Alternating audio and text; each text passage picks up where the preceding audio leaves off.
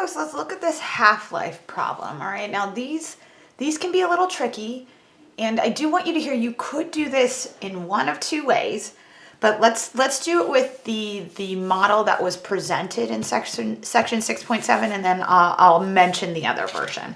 All right, so half-life is the amount of time it takes for a quantity that decays exponentially, right? So we see exponential decay to become half of its initial amount. All right, so suppose 800 grams of a radioactive substance are present initially being a great piece of information to have. And then 2.5 years later, only 400 grams remain. All right, so let's take this 800 initial and this 2.5, 400, and put it into some ordered pairs. So what that told me is initially, when time was 0, I had 800 grams of this substance, right? And then 2.5 years later, I had half, okay? That's what a half-life means, is that every 2.5 years, I lose what I previously had by a rate of a half. And so what that means, if we play this out, if we went another 2.5 years, so from 0 to 2.5 years, half of my radioactive substance is gone. Go another 2.5 years. Make it 5 years since our initial, right? I went from 800 to 400, right? I divided by 2. 400 divided by 2 would be 200. I only have half of what I had 2.5 years ago left, right? Every 2.5 years, I'm losing half of that weight. So if we play this out again, and you can go as many points as you need till you start to see the pattern. If I went another 2.5 years, right, I'd only have half of what I had at year 5.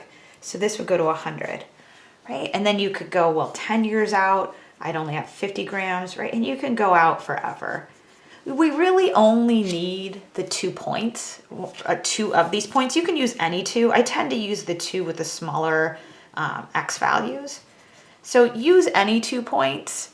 All right, I'm going to use these 2, but just as a note, right? You could use any 2 points. Let me make sure I can write. You can use any 2 points.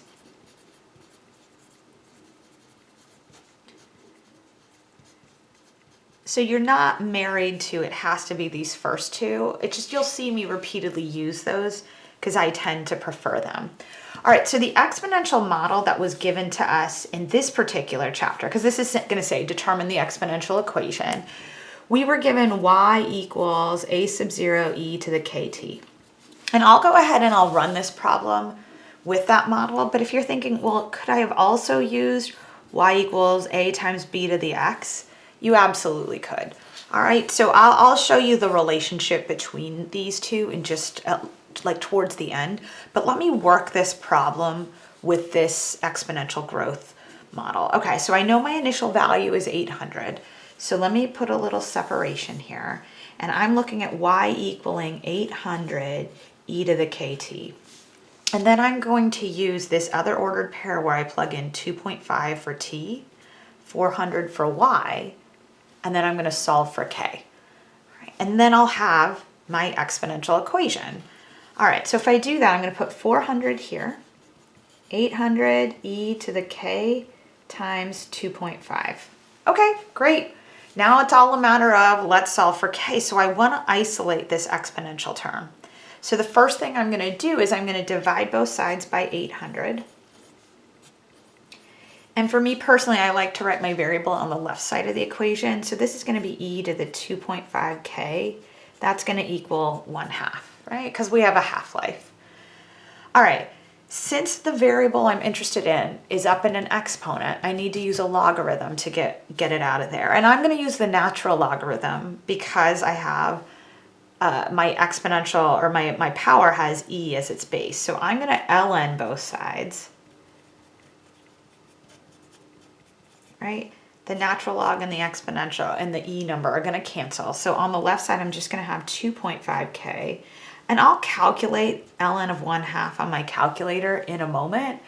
But ultimately, I'm solving for k, so I'm going to divide both sides by 2.5. And I'm just going to see what this number is equal to, right? So if I solve this a little bit further, let me make sure you can still see this on the paper. It looks like it. So I've got k is going to equal whatever ln of 1/2 divided by 2.5 is. At this point, I've got to go to my calculator. I can't do that in my head. let me clear out what we had before.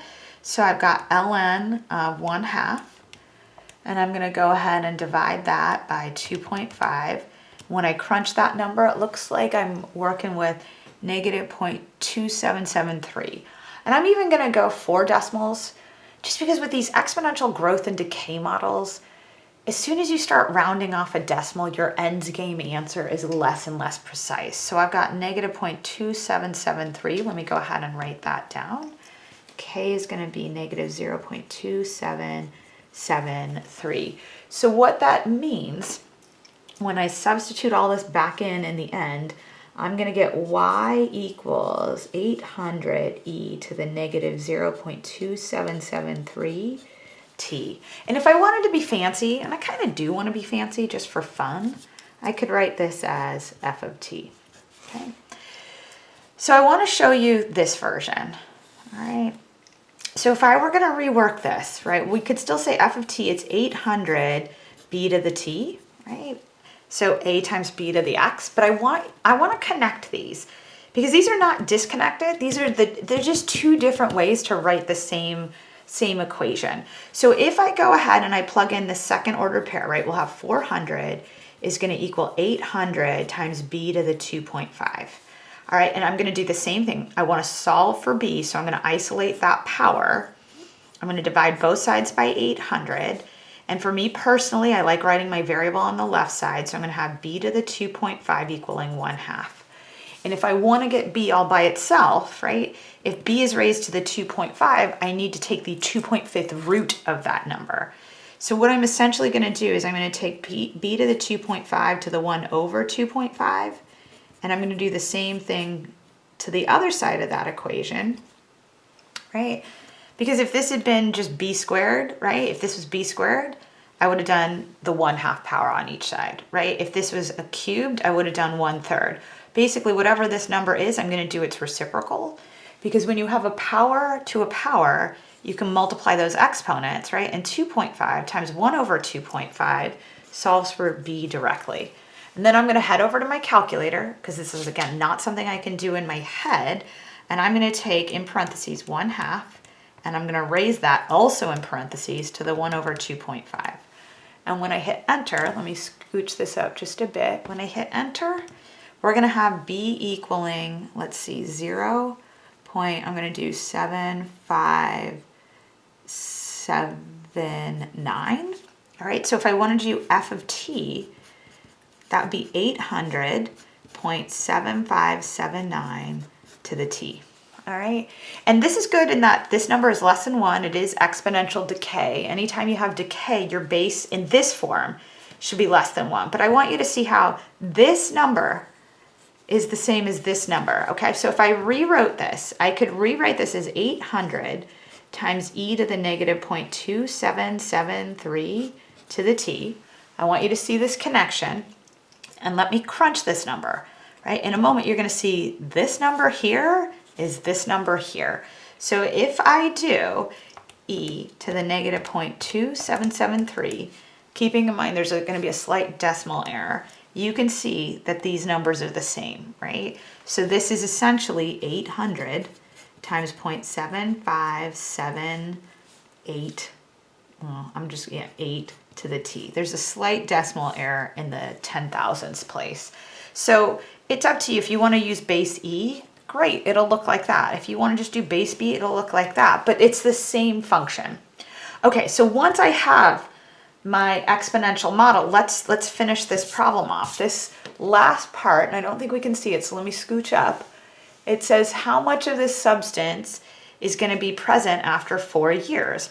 Well, I'm just going to use the exponential model with base e. So this was 800 times e to the negative 0.2773 t, and they're telling me t is 4. So let's just plug that in. So f of 4 is going to be 800 e to the negative 0.2773 times 4.